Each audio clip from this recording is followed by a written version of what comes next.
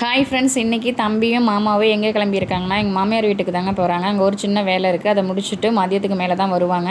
அதனால் காலையில் வந்து சப்பாத்தி அப்புறம் தக்காளி தொக்கு மட்டும் செஞ்சு காலை டிஃபன் நாங்கள் முடிச்சுக்கிட்டோம். ஆக்சுவலாக மாமா மட்டும்தான் அங்கே போகிற மாதிரி இருந்தாங்க. பட் நான் வந்து ஒரு நாளைக்காவது ரெஸ்ட் எடுத்துக்கிறேன், கொஞ்சம் அவனை அழைச்சிட்டு போங்க அப்படின்னு சொல்லி நான் அனுப்பி விட்டுட்டேன். நான் தம்பியை வந்து ஒரு 10 நிமிஷத்துக்கு மேலே நான் தனியாக விட்டதே கிடையாதுங்க. கடைக்கு அழைச்சிட்டு போனாங்க அப்படின்னாலுமே 10 நிமிஷம் அது அதிகமாகிடுச்சு அப்படின்னா வாசலில் நின்று பார்த்துக்கிட்டே இருப்பேன், எப்படா வருவாங்க அப்படின்னு சொல்லிட்டு. பட் வந்து ஒரு ஆஃப் டே அளவுக்குலாம் நான் வெளியில் எங்கேயுமே தனியாக நான் அனுப்புனதே கிடையாது. எங்கள் மாமா தான் அழைச்சிட்டு போவாங்க, இருந்தாலும் எனக்கு பயமாகவே இருக்கும், எப்படா வீடு வந்து சேருவான் அப்படின்ட்டு இருக்கும். அப்படின்னு வீட்டில் இருந்தான் அப்படின்னா எப்போ பார்த்தாலும் துருன்னு ஏதாவது பண்ணிக்கிட்டே இருப்பாங்க. அவங்க கூட மல்லு கட்டிக்கிட்டே வீட்டில் டெய்லியும் கத்திக்கிட்டே இருப்பேன். அதனாலவே ஒரு நாள் ரெஸ்ட் எடுத்துக்கிறேன் அப்படின்னு சொல்லிட்டு நான் அனுப்பி விட்டுட்டேன். அவன் கிளம்புற வரையும் எனக்கு எதுவுமே தெரியலங்க. அவன் பைக்கில் ஏறிட்டு பாய் சொல்லிட்டு அந்த டேர்னிங் கூட திரும்பல. எனக்கு மனசுலாம் ரொம்ப கஷ்டமாக போயிடுச்சு.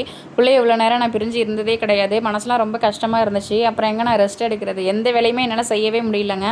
அவன் வீட்டுக்கு போய் சேர்ந்துட்டான் அப்படின்னு தெரிஞ்சதுக்கு அப்புறம் தான் எனக்கு கொஞ்சம் ரிலாக்ஸாக இருந்தேன். அதுக்கப்புறம் தான் நான் வேலை செய்ய ஸ்டார்ட் பண்ணேனே. மதியத்துக்கு சாப்பாடு தம்பியும் மாமாவும் அங்கேயே சாப்பிட்ருவாங்க. இங்கே வந்து நான் வெஜிடபிள் பிரியாணி தாங்க பண்ணினேன் மதியத்துக்கும். அப்புறம் நைட்டு மாமாவுக்கு எடுத்துகிட்டு போகிறதுக்கு வேணும்ட்டு பண்ணலான்ட்டு பட்டாணி மட்டும் ஊற வச்சுருந்தேன். அப்புறம் எங்கள் அத்தை கால் பண்ணி பிரியாணி பண்ணியிருக்கேன், கொடுத்து விடுறேன், எதுவும் சமைக்க வேணாம் அப்படின்னு சொல்லியிருந்தாங்க. அதனால் மாமாவுக்கு நைட்டு கம்பெனிக்கு கொடுத்து விடுறதுக்கு மட்டும் கொஞ்சமாக நான் வெஜிடபிள் பிரியாணி பண்ணேங்க. நான் இன்றைக்கி பாஸ்மதி ரைஸில் தாங்க வெஜிடபிள் பிரியாணி பண்ணேன். இந்த அரிசி வாங்கி கிட்டத்தட்ட 1.5 மாதத்துக்கு மேலே ஆகுது. தீபாவளிக்கு மட்டன் பிரியாணி பண்ணலாம் அப்படின்னு சொல்லிட்டு வாங்கிட்டு வந்தது.